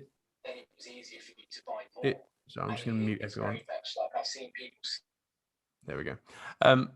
But what I could have done is, like, let's say I missed this massive bar up here. Went, shit. I could have FOMO'd in very quickly at $18. I wouldn't have lost that much money, but then I'd be in all of the money up here. So that is one way. If you're doing these side steps, be prepared to FOMO in very quickly. It's a valid technique. Don't treat it like, oh my god, you FOMO'd in, what a loser, which is what all of Reddit and the internet says. But you have to be. I'm simply objective. So that's one thing to do. Or another thing you can do is take revenge on another pair. So, for example, what I've done, like the money that I didn't get back in on Doge, I simply went, okay, I've lost out on Doge. But then you can look at other seesaws. So, for example, like as I said, I want to get more Bitcoin. And so the way I'm getting more Bitcoin is by getting into Ether. And because Ether is going to gobble up Bitcoin in terms of this ratio and get all the way back up to 0.1, most likely. Or gas, for example. I think gas is massively undervalued compared to Bitcoin. So here I got in. So when compared to Bitcoin, look at where I got in. All the way down here. And look at this. It's gained so much traction against Bitcoin already as it is. Whereas I think gas is going to go all the way back up to these levels. And so this is my big old punt, basically. And as I said, like in fact, I won't go into the details now, but this is my big proper punt, my educated punt. So yeah, so that's how you do it. You basically take revenge, but via some another method, as in another crypto. How do I stop the share? It always disappears. I don't know why that happens. Here we go. Stop share. Chat box. Bijan, the realistic mooner. Safe Moon goes to $1. That's several New Siam schools. Yes, I know. It's unlikely to ever get to $1 though. Ever. Just look at the max coin supply and you'll realize why. Hope you heard about Coin Bureau. Here's some tips about taxes. Yeah, I haven't heard. I've heard of him. I don't know who he is or she. I don't know. But regarding tax, every single time you do a trade, it's a taxable event. So remember that every time you move from pounds to Aave or whatever, every single thing that you do is a taxable event. So all I do is I go to get an account at recap.io. So if you go, come on, recap.io, you can simply hook up Recap to your feeds, to your the API feeds or your exchanges, and with a click of a button, it will tell you how much tax you owe. You then give that to your accountant. Done. And also, you're paying capital gains tax when you're crystallizing the profits. So depending on your band, it will be 10% or 20%. But yeah, it'll be 20% CGT. Or if you own crypto through a company, it'll be treated as revenue. So you'll only be paying 19% corporation tax. But if you don't want any tax whatsoever, if you don't want to pay any tax on your crypto, what you can do is sort of let's say it gets to January, you're rolling in money and you don't want to exit from, let's say you just got Bitcoin and you don't want to sell your Bitcoin because that's going to incur a 20% capital gains tax, etc. But you need some cash. You want to buy that Lambo. Well, what you can do is put it into a crypto loan. So you can park up that Bitcoin. You can then borrow up to 70% of that value of that crypto in cash and take the cash and then spend whatever you want. Or even better, take that cash and put it back into crypto and stake it and make 10 to 20% per year. And then if Bitcoin goes up, what's going to happen is it becomes a self-liquidating loan. The loan will pay itself off. So like my exit plan at the moment, and I'm always fluid, is that when I want to exit, when I see that it cooling off, what I'll probably do is sell everything into or convert everything into, say, Binance USD, so the Binance stable coin. Yes, that will incur a tax thing. I'll just have to pay the 20%. But what I'll then do is then I'll stake that Binance USD, or stake. Oh, it's not called staking, but I'll put it up, and then I'll just make 15% divvies.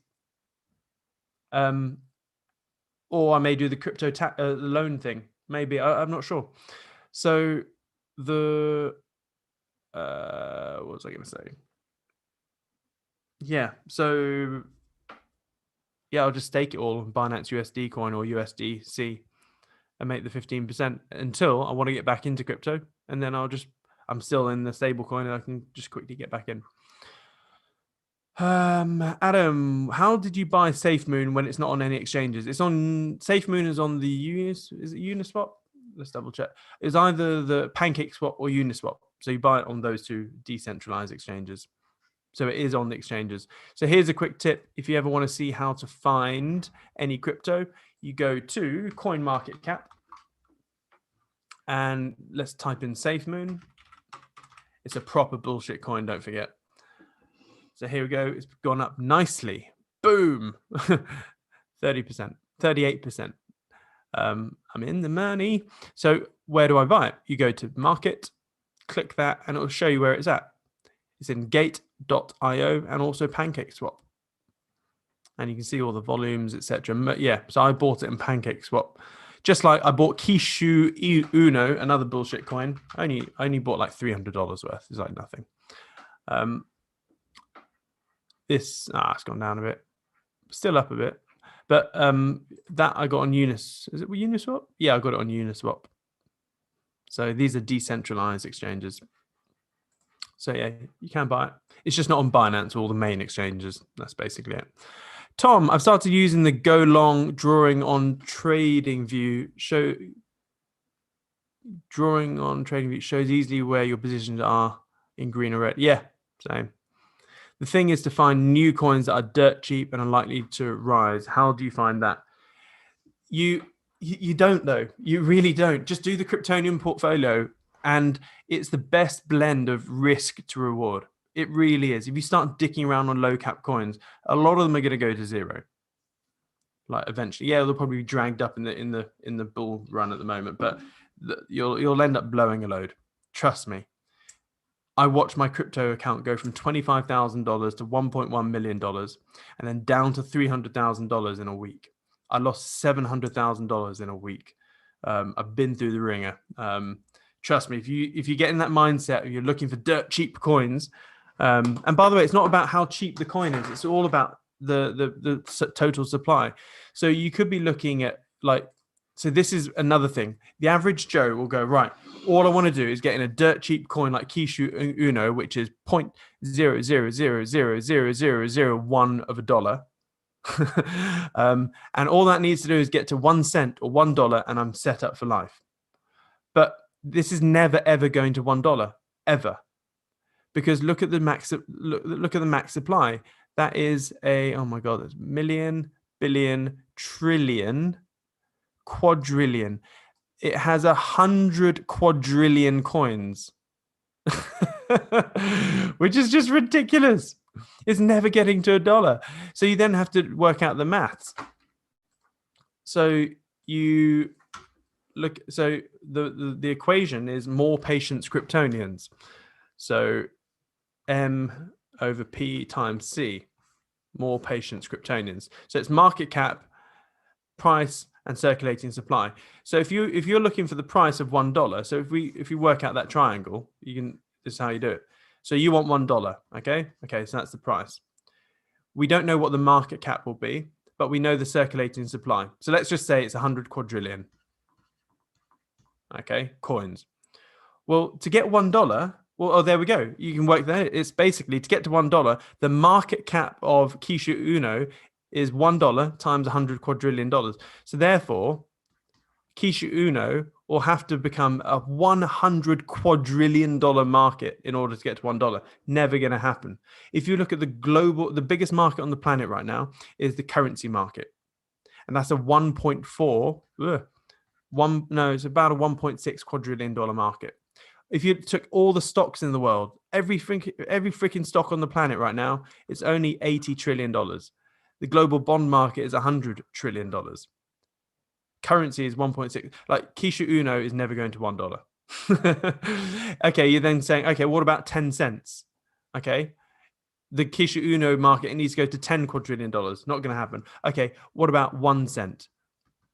Okay, it needs to become $1 quadrillion. Not going to happen. So do not go around looking for low priced coins. Now, so that's the low priced fallacy. If you then look at the low cap fallacy, that's also as dodgy, because you could end up dicking around on coin market cap on page, I don't know, let's just put page 50, playing with coins that don't even have a market cap. Or let's try page, it won't even show me, 46, no. So like, thing is, if you're playing around with coins which have like a market cap of $10 million, they're gonna fly into nothing. Like, you'll lose a lot of money. And I've made that mistake. So just don't do that. Literally, here's a good rule. Don't touch anything less than page 6. So if you go to page 6 on coin market cap, the lowest market cap crypto you'll get is $50 million. That's enough to give it, it's got a lot of money behind it, that it's not going to die overnight. But here's the other thing. You need to also look at the volume. So you don't want to get into something like Salt, where, you're looking at this, go, oh, yeah, it's a $52 million market. It's great. But what's the 24-hour volume? $300,000. Nah, that's a dead project. No thanks. Or this one, Venus BUSD, nah, dead. Well, some of them are like DEX types. Look at this Metronome, $58 million. Yeah, but no one's using it. No, like $125,000 of trading volume a day. You're going to get stuck. So if you 10x that coin and then you try and sell, you're going to get slipped. You won't be able to sell at the price you want to sell. So, yeah. I'll look back to futures here. Dying.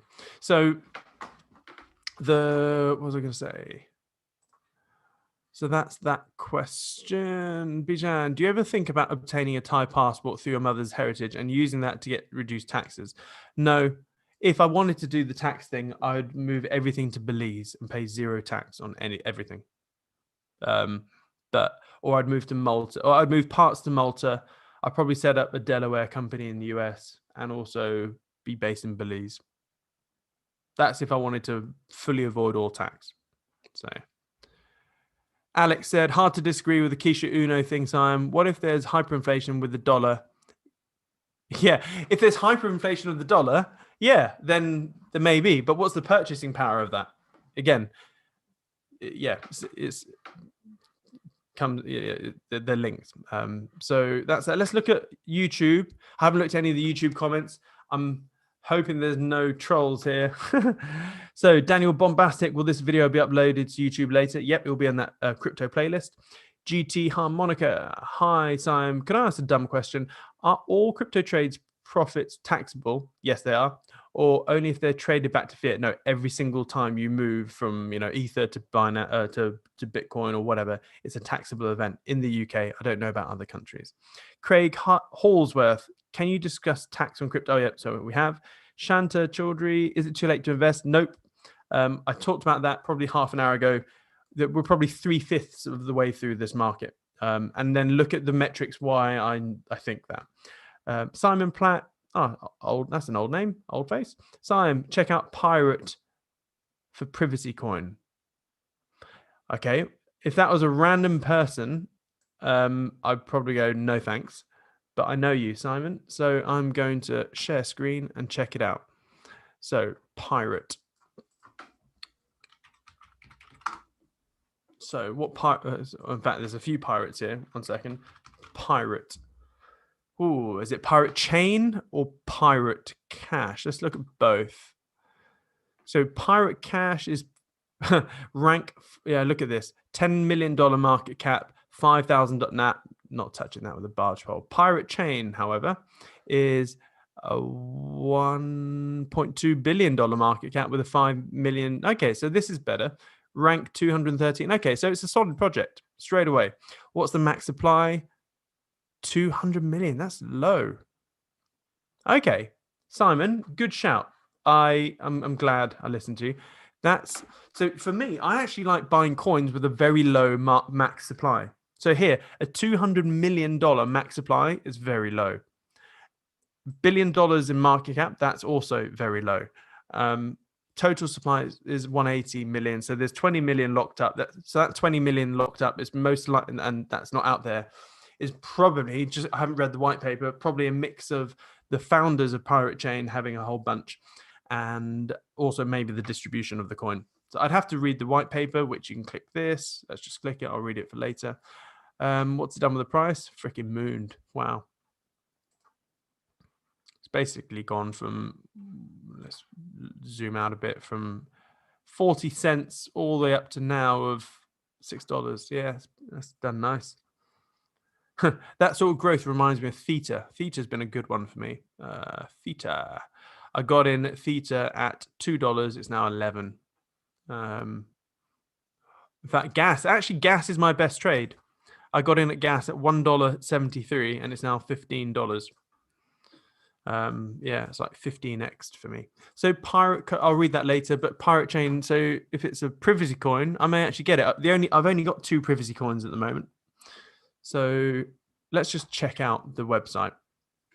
First thing on websites, check out if there are any spelling typos or bad English. You know, it's just a cheap Chinese knockoff. Pirate Chain, the most anonymous cryptocurrency, a truly private, decentralized blockchain. Is it? Every thing is, every privacy coin says that. The most anonymous crypto out there. We'll see. True privacy. Use the privacy private. Okay. Rid of the holes. Pirate Chain uses ZK Sharks. Snarks, sorry. Okay. Interesting. It's probably worth owning, actually, just as part of the Kryptonian portfolio with the smart tracker. Let's have a look at where to buy it. Go to market. It's on, oh man, I can't be asked. I just here's what I did in 2017. I ended up buying loads of coins on loads of different exchanges, and then I lost, the login details, all the different exchanges. I just don't want to, I can't be asked to go and open up an account with Trade Ogre and buy trade. Yeah. But I know that's what a lot of people do. They like buying stuff on random small exchanges like this, so that when it's then picked up by Binance or Coinbase, it then moons. So yeah, it's a valid strategy. But for me, I just look for ease of life, and I can't be asked. So, but mind you, if I'm going to read the white paper later, and if it is good, then I may actually put 15 minutes into open up the account and sending money over to it, then to buy it, then to send it to a wallet, etc. We'll see. So that's the question. But cheers, Simon. Good shout, nonetheless. Stop the share. John Raymond, hey mate, how will you decide when to switch from Ether to Bitcoin? So at the moment, as it stands, my original target, if you look at Ether to Bitcoin, is at 0.1. So I think when we get to 0.1, I think it's a great time to swap. However, I also think possibly this year, Ether will beat Bitcoin in terms of market cap. And if it's not this year, it's inevitable. It's inevitable that Ethereum will beat Bitcoin as the number 1 crypto on the planet in terms of market cap, not price. The price will never be the same because they have different, there's only 21 million Bitcoin that will ever exist, whereas Ethereum is a lot more. It's uncapped basically at the moment. So at one point this will be a number 1 position. So I don't know. I do see 10k, maybe 20k Ether in the future. I mean, if we go to, look at this. This video I put out on the 8th of June 2020. Now let's look at Bitcoin at the 8th of June 2020. So 8th of June 2020. Here we go. 8th of June 2020. The price of Bitcoin was $9,700. And I said that we would see $50,000 Bitcoin pretty soon. This was on the 8th of June. And I got a lot of hate from that video. I don't know why, on Twitter especially. They said, you're an idiot. It's never going to $50,000. Well, guess what? This is where we are. And now I'm expecting a bit further. So if you scroll down further on this list, watch this video called Why I'm Expecting at least $100,000 Bitcoin, $20,000 Ether, and $5 Cardano between 2021 and 2023. Not clickbait. Just give it time, and I'm pretty sure this will age very well, just like the previous video. So yeah, I think going back to your question, John, how will I decide?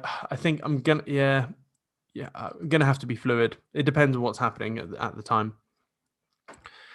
John, when I transfer cash from bank to Binance on their app, it's always instant. Oh, nice. Okay, I'll have to check that out. Okay, so TF, whoever TF here looks like a Bitcoin maximalist. He says only buy Bitcoin. Well, yeah, it depends on your goals, mate.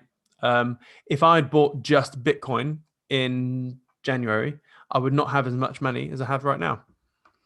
Bitcoin moves very fast in the early stage of the bull cycle, but then moves very slow compared to alts. So it's a case of flipping. But if I just bought Bitcoin, like hell, in 2017, if I just bought Bitcoin, I would have made a lot less money. Delightful. Hello, Simon. What is the next level for Bitcoin? I'm not going to look at, try and predict near-term prices. It's futile. LTC hasn't pumped much. I reckon it's prime. Nah. Eileen Haggerty, what do you think of Theta? I love Theta. I've got a lot of Theta. I love it. Theta has hype. Don't buy hype. Okay. Thing is, when you look at crypto, the thing that really drives crypto is network effect. What drives network effect these days is hype. So if there's hype on something and the thing is good and it delivers, it's actually a good thing, it then increases the network effect of that project. And therefore the value then goes up. Look at Ethereum. The only reason Ethereum is worth what it is and has the market cap of it is because the network effect. It has all the coders, it has all of the projects, it has everything. Obviously, I think that's going to be flipped at some point because I think Cardano, Solana, and Binance Smart Chain are going to absolutely eat the Ethereum market share of the smart contract platform space. But yeah, so it's all about network effect. Sophie Kelly, Simon, anyone else here? Has anyone used Celsius Network, earning rewards on your crypto through peer-to-peer? Yes, I have used it. In terms of earning rewards, I just put it all on Binance and stake it that way. Again, I'm aware of the flaws of that, but hey. TF, I reckon Bitcoin is going 70 to 120 on the next pump, looking at 2017. Okay. Don't rely on exchange, use a hardware wallet. If you're trading, then use hot wallets. He then goes on to say, or learn the hard way and wait for an exchange to get hacked and lose cash. Yep. I'm aware of all of this. Browser plugins for hot wallets are getting hacked like crazy. Stay away from these. I agree. Like a MetaMask or MetaMask wallet, etc. You'll miss big moves if you do this. Just hold. Why fart about for small wins? Just ride the whole cycle. Bet you can't beat the market. TF, I have beaten the market many times. So if you're saying that Bitcoin is the market, I've well and truly beaten the market. Craig, what about network address? What about network address? I'm not sure what you mean by that. Do you mean the public address of your coins? Qwerty Burr said, I shat my pants back in Feb and sold almost everything because I got burned in 2018. I've since bought back into ADA the other week as it seemed to have been doing so little for so long. Okay. Are there any GBP stablecoins? Not sure. Simon, Pirate Chain. Qwerty Burr. If you think ETH will topple Bitcoin in market cap, do you think ADA could do the same? Yes. I'm intensely bullish on the ADA, but over a longer period of time. It's a slower mover. It's slow, massive rally. Slow. And the thing is, because it doesn't care about the price. The team at Cardano don't care about the price. They care about the tech because they know that if they get the tech right, they're going to own the market. And they do. Cardano, in terms of capabilities, dicks all over Ethereum. Literally. Just look at the tech that Cardano has. It's insane. Look at the tech that Solana has. It's insane. So Do you think we'll see 10K ETH this bull run? Yes, I do. Yes, I do. So hopefully that's it. I think that's all the questions. Last quick ones on Zoom, and then we have to call this. It's almost 2 hours. Tom Grange, those exchanges give me nightmare flashbacks to Cryptopia. Ah, yeah, Shittopia. Cryptominous, yeah, rest in peace, my coins. Yes, same. I have to go. Thanks. Keep up the good work. Oh, cheers, Dean. Alex, with regard to ETH being replaced by another DeFi platform, an analyst I follow put it very nicely. There are plenty of projects with better coded languages and fundamentals behind them, better than ETH, but they need to be at least 10 times better than ETH for them to take over, as ETH has a massive first mover advantage. Yeah, I do agree with that to an extent. But then when you look at the ERC20 converter that Cardano has, where you can literally convert any ERC20 project like that, and all of a sudden it's a Cardano project, what do you think that's going to do? And when you combine that with the negligible fees that Cardano has compared to ETH's ridiculous fees, yeah, just give it time. But I'm still massively bullish on Ether.